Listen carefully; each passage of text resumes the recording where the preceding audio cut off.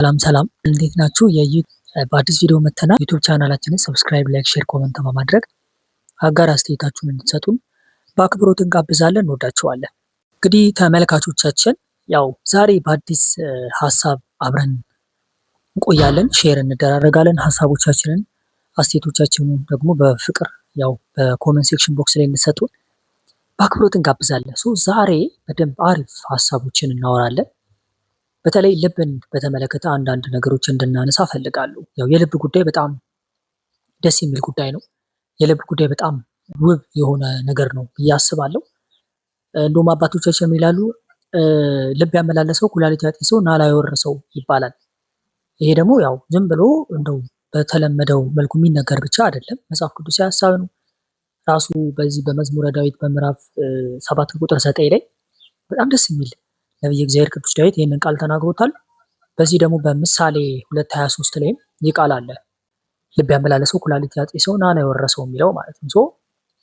ጌታችን ደግሞ በዚህ በጣም በሚገርም ሁኔታ በዚህ በምሳሌ 23 ላይ ሁላችሁም የምታውቁት ቃል ይመስለኛል፣ ግን በጣም ደስ የሚል ልጄ ሆይ ልብህን ስጠኝ ይላል እና የልብ ጉዳይ ቀላል እንዳይመስላችሁ። የልባችን በግራ በኩል ያለው እና የልብ ጉዳይ በጣም ቀላል አይደለም። ሰው ልቡን ከታመመ እንደምታውቁት ምንም ነገር መስራት አይችልም።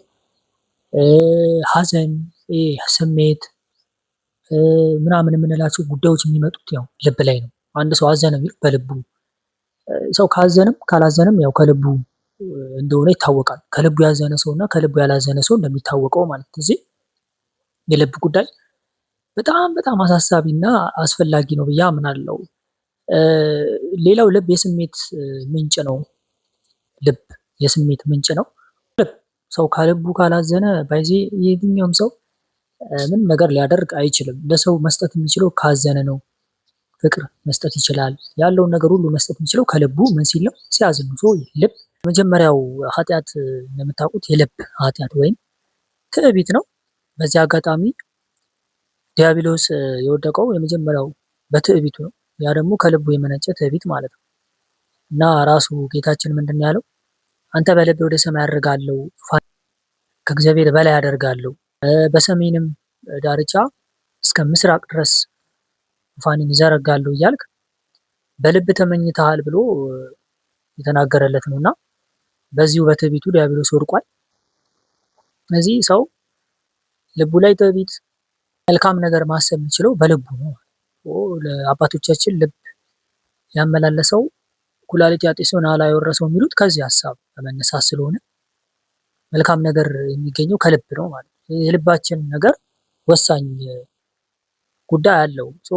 የልብ የስሜት ምንጭ ነው። አንድ ሰው በልቡ መልካም ማሰብ የሚችለው ክፉ ማሰብ የሚችለው ከልቡ ነው እና ጌታችንም ያው እንደምታውቁት በወንጌል ላይ አጥብቀ ልብህን ጠብቅ ይላል። ልብህን ጠብቅ ራሱ ደግሞ ጌታችን አቤቱ ልጄ ሆይ ልብህን ስጠኝ ይላል። የልብ ጉዳይ በጣም ከባድ ነው ማለት ነው። ልብ የሚለው ራሱ ከልቡ ከሆነ ምንም ነገር ማድረግ ይችላል። ልብ የመልካም ነገሮች ሁሉ ምንጭ መሆን ይችላል። ያው የክፋትም ምንጭ መሆን የሚችልም ልባችን ነው ማለት ነው። ሌላው ፍርሃትን ስናስብ በልባችን ነው። ፍርሃትም የሚመጣው ከልብ ሊሆን ይችላል። አንድ ሰው ከፈራ ምንም ነገር ማድረግ አይችልም። ጀግናም የሚሆነው በልቡ ስለሆነ ማለት ነው። እንደውም ለዚህ ማሳያ ብፁዕ አቡነ ሽኖዳ በመጽሐፋቸው ላይ የሰማዕታትን ነገር ሳስብ በጣም ይገርመኛል ይላሉ። ምክንያቱም በልባቸው በጣም ጀግና የነበሩ ናቸው። በሚችለው በልቡ ያው ደፋር መሆን ከቻለ ነው። ስነ ፍጥረት ደረጃ ስናይ ሰው ከፍጥረት ሁሉ አክሊል ተደርጎ የተሰራውና አንበሳ፣ ነብር ምን የምንላቸው ነገሮች አዳም ወደሱ እየመጡ ስም አውጣልን እስከ ማለት የሚደርሱ ናቸው። ዛሬ ግን እነኚህ ነገሮች ይፈራዋቸዋል። የምታውቁት አንበሳ ነው፣ ማይፈራ ሰው የለም። ግን አንበሳን ጠርቶ ስም ያወጣለት ነበር። ነብርን ጠርቶ ነብር ብሎታል። ለምሳሌ በአባቶቻችን ታሪክ አቡነ ሳሙኤል ዘዋልድባ አባ ሳሙኤል ዘዋልድባ 60 አናብስት 60 አናምርት ነበሯቸው። ዳንኤል በአናብስት ውስጥ ተጥሎ ምንም አልሆነም። ዮናስ በአሳ ነብር ውስጥ ተጥሎ ምንም አልሆነም እና ይሄ በልባቸው የነበራቸው ጥንካሬ እግዚአብሔር ጋር የነበራቸው ኮንታክት ደግሞ ጠንካራ ስለነበረ እነኚህ ነገሮች ለነሱ ምንም ይምንተ ናቸው እና ዛሬ ያው እኛ የምንፈራው በልባችን ምን ስላለ ነው? ፍርሃት ስላለ ነው ይባላል። ኢቭን ደግሞ ቅዱሳን አባቶቻችን ያው የደረሱበት የቅድስና ሌቭል እነኚህን ሁሉ ነገሮች በታች ያደርጉላችኋል ማለት ነው። አንድ ሰው በቅድስና ማዕረግ በጣም ሃይ ሌቭል ላይ የደረሰ ሰው ከእግዚአብሔር ጋር አታችመንቱ ከሰፋ እነኚህ የሚያስፈሩ ጉዳዮች በጠቅላላ ከእግሩ በታች ናቸው እና ለሚያምን ሁሉም ይቻለዋል እንዳለው ለቅዱሳን በማመናቸው በእግዚአብሔር ዛሬ እኛ የምንፈራቸው አናብስት፣ የዱር አራዊት የሚባሉት በጠቅላላ ለቅዱሳን ኢምንት ነበሩ ማለት ነው እና በዚህ አጋጣሚ የቅድስናቸውን ደረጃ በማድነቅ እነሱን በመውደድ እግዚአብሔር ከሚያስፈራው የሚባሉ ፍጥረታት በጠቅላላ እኛ ገዢዎቻቸው የነበርን ቢሆንም በእኛ በስራችን ምክንያት ባጣናቸው ግሬሶች ወይም ጸጋዎች ምክንያት ነው ነገር ዳግም ልንፈራ የቻልነው እና ቅዱሳን አባቶቻችን በረከታቸው ይደርብን።